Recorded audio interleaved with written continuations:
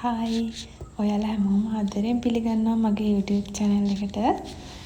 ඉතින් අද මාස්මිලෝ හදන්න තමයි හදන්නේ. ඉස්සෙල්ලාම අපි තැටිය තමයි ලෑස්ති කරගන්න මේක හදලා දාන්න. මොකද ඒක හදලා තියාගන්න ඔයාලා මේ හදන අතරතුරේ හදාගන්න බෑ. මම ඉස්සෙල්ලාම ට්‍රේ එකක් අරගෙන ඒකට බටර් ටිකක් ගා ගන්නවා. ඊට පස්සේ අපි මම මේ දාගත්තේ කෝන් පිටි. කෝන් පිටි ටිකක් එකතු කරලා ඔයාලට මේක මේ ගැලවෙන විදියට හදාගන්න පුළුවන්. ඊට පස්සේ මම සීනි ග්‍රෑම් 500කින් තමයි අද හදන්නේ. ඔයාලට මේක අඩු වැඩි කරලා හදාගන්න පුළුවන්. සීනි ග්‍රෑම් 500කට වතුර කප් එකක් තමයි දාගත්තේ ඇල් වතුර. ඒක දාලා ලිපේ තියාගන්න. අඩු ගින්දරේ මේක හැඳිගා ගන්න ඕනේ. ගොඩාක් උතුරන්න ඕන නැහැ. වතුර ටිකක් මේ පැණි එක උණු වුණා නම් ඇති. ඒ අතරතුරේ ඔයාලා වතුර එකක් ලිපේ වෙනම තියාගන්න. උණු වතුර එකක්. මේ ජෙලටින් ග්‍රෑම් 30කට උණු වතුර කප් එකක් තමයි මම අද දාගත්තේ.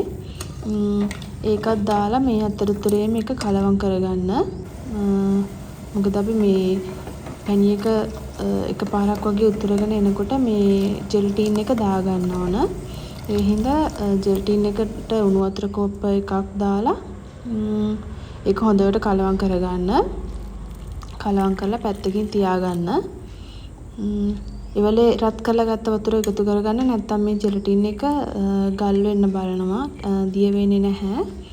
ඒකින්ද මේ ඉවලේ උණු කරලා අරගෙන වතුර එකතු කරගන්න.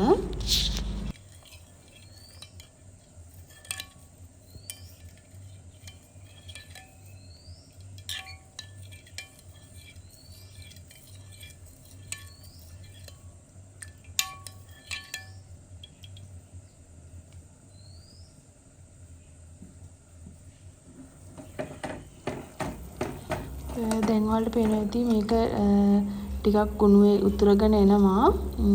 ගොඩාක් උතුරන්න ඕනේ නැහැ කියලා මම කිව්වනේ. පොඩ්ඩක් උතුරගෙන එනකොට මේකට ජෙලටින් එක දාගන්න. ජෙලටින් එක දාලා හොඳට කලවම් කරලා පළවෙනි පාර උතුරනකොට නෙමෙයි දෙවෙනි පාර උතුරනකොට අපි මේක බිමින් තියාගන්න ඕනේ.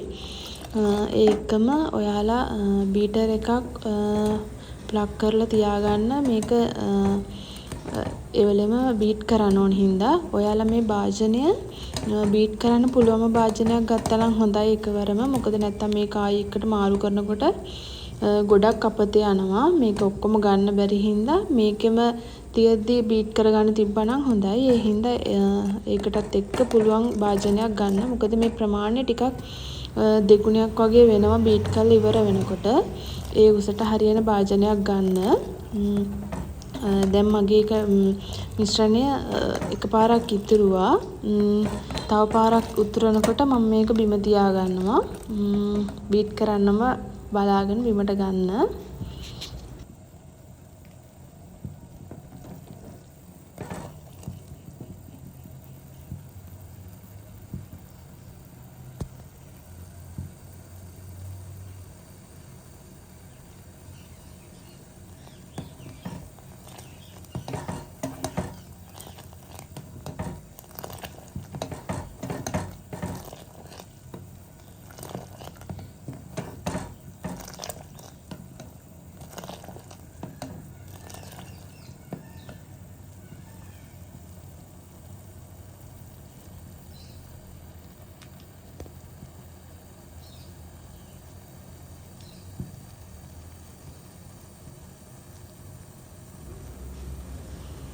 දැන් මම මේක ලිප ඔෆ් කරගත්තා.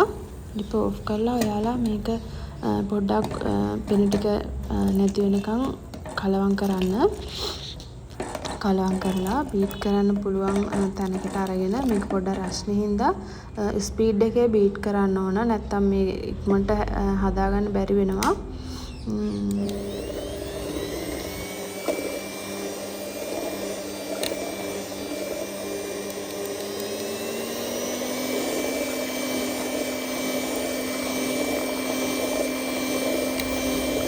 ප්‍රශ්නෙකටම බීට් කරන්න බය වෙන්න එපා.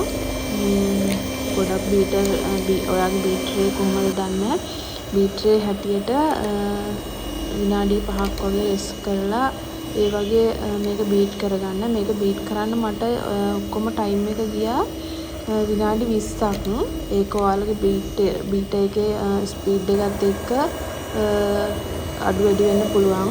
මට මෙතනදී කියන්න බැන්නා ඔයාලා ජෙලටින් එක ගන්නකොට පැකට් කරපු හොඳ ජෙලටින් එකක් ගන්න. ලූස් ඒවා ගන්න එපා. ඒ වගේ නම් මේක හදාගන්න අමාරුයි. හරියට සෙට් වෙන්නේ නැහැ. ඒකින්ද හොඳ ජෙලටින් එකක් ගන්න.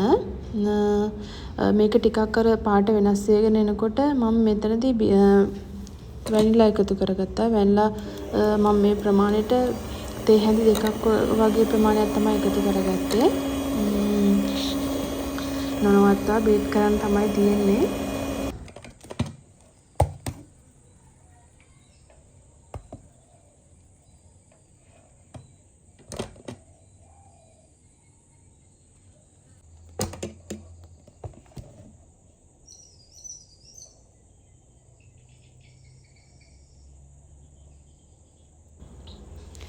මේ විද්දි බීට් කරලා ඇති. ඔයාලට පේනවා ඇති මෙන්න වගේ ටිකක් ඝනකමට වැටෙනවා නම් ඒක තමයි පදම.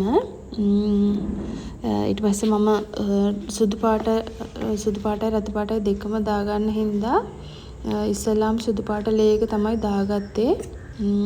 මේක ටිකක් ඉක්මන් කරලා දාගන්න. මොකද මේක ඉක්මනට හයි වෙනවා. නැත්නම් ඔයාලට මේක හරියට හදාගන්න බැරි වෙනවා ගන්නට. භාගයක් මම අයින් කරගත්ත සුදු පාට. ඉතුරු භාගෙට රතු පාට කලරින් ටිකක් තමයි මේ එකතු කරගන්නේ. ඔයාලට කැමති නම් කලරින් එකතු කරන්න පුළුවන්. නැත්නම් සුදු පාටම හදාගන්නත් පුළුවන්. කැමති පාටක් දාගන්න පුළුවන්. මම අද රතු පාට තමයි දාගන්නේ. ටිකක් ලේයර්ස් දෙකක් එනකොට ඔයාලා දැකලා ඇති. ලේයර්ස් දෙකක් එනකොට ටිකක් ලස්සනයි. ඒක හින්දා මම පාට දෙකක් දාගත්තා. මේ විදිහට ඔයාලා මේක ගානට දාගන්න හැම තැනටම යන විදිහට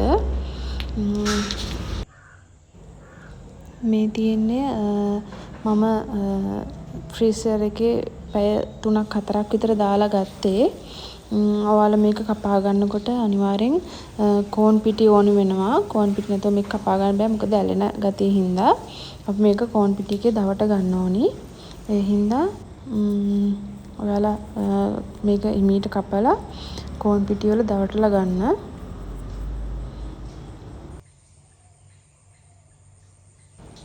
ඉතින් කඩෙන් ගන්නවට වැඩිය මේක ඔයාලා ගෙදරම හදලා කාලා බලන්න. ඇත්තටම කඩේවට වැඩිය ගොඩක් රසයි. ඉතින් ආයෙත් ලස්සන වීඩියෝ එකකින් ඉක්මනට මෙන්නම්. මගේ channel එකත් subscribe කරන්න කියලා ඔයාලගෙන් ආදරෙන් ඉල්ලනවා. බලන් හිටිය හැමෝටම thank you. කාලා බලලා රස කියන්න එහෙනම්.